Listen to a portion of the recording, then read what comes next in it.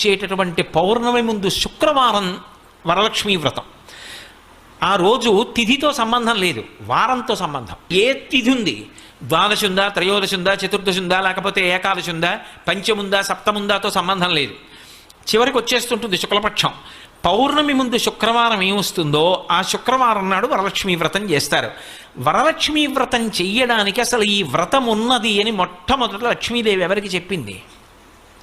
చారుమతికి చెప్పింది. తెల్లవారు లేస్తే మనం కథ చదువుతాం.